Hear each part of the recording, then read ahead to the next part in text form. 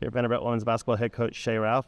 Coach, you were named the SEC Coach of the Year, while your players Aubrey Galvin was named Freshman of the Year and Michaela Blakes was Player of the Year. Just what are your opening thoughts on that? We'll open the floor for questions. I want to thank the coaches in the league for honoring, especially our players. It's always an honor. I love the colleagues. I love this conference. I love competing at this level. And so it truly is an honor. But you know, I've been doing this a long time, and I know that usually the teams that win are the ones that get this award. So it's going to sound corny, but it's a team effort. It's a team award. They all are. Everybody on our team has value and brings value. They don't always get honored for it like we are today, the three of us, but they are part of this. And also, the things that I want our team to focus on are the things that you can't vote on. And those are championships. So it is a really great day because I do think that those two earned it. I think our team is having an incredible season, and I'm just happy to be along the journey with them. But I want to be able to win the things, to have the moments that you can't vote on, that people can't give you or take away from you. And so we're focused on that now. Along those lines, what does it mean to have those three awards set by this program? And where this program is? Yeah, I think if you sit down and reflect, and I have a staff that makes me do that, and the coaching community here is so wonderful, and I was able to spend some time with Clark Lee today. If you just sit down and reflect on the trajectory of your program, I think these are steps along the way that you kind of have to check off. And for us, I feel like it's great because it signifies that we're moving in the right direction.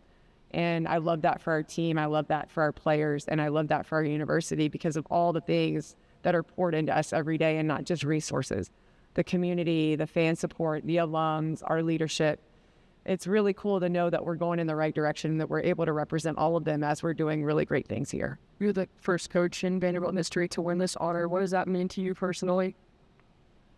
It means that I am, on the shoulders of other great people who have laid the foundation before me, and that's coaches that have been here. Coach Foster texted me today. He texts me a lot, and I talk with him a lot.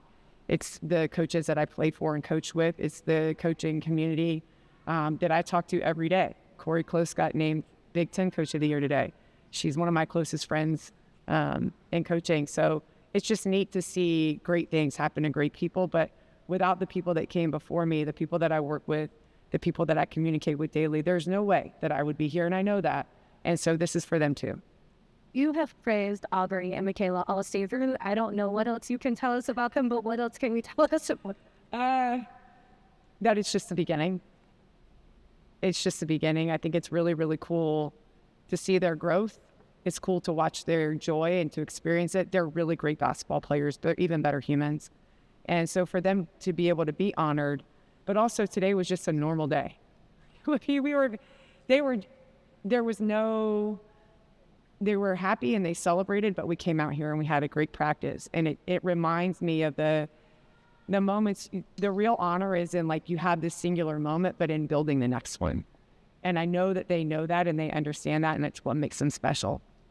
To have back-to-back freshman of the year honors in the program, what does that say about the coaching staff and the way you all are developing players? Shout out to my staff, because boy, can they recruit, right? And can they evaluate? I think we're really, really good at that. But I said from the beginning here that I want this program to be developmental, that the goal was always to be the premier developmental program in the country. And again, this is a good example of the fact that we are moving in the right direction and that we are putting results behind the words that we say. What does it mean to you to embrace joy, which is something you've obviously talked about a lot? Yeah, it means, as I reflected on the last few years here, I'm probably more competitive than anyone, and I hate losing and I love winning. And I think what I remembered was that the experience that I'm laying out for the players, the experience that was laid out for me as a player, is what they're going to remember the most, right? So when you focus on results, when you're so driven by that, then you lose the process and you lose sight of the actual experience, which is what they're going to remember. And results are going to fluctuate. We're going to win some, we're going to lose some. That happens in sports. But I know that if we stay focused on the process of being great, that we'll put ourselves in position most often than not to win. And then either way, we'll learn and grow. So to me, that is all defined by the word joy.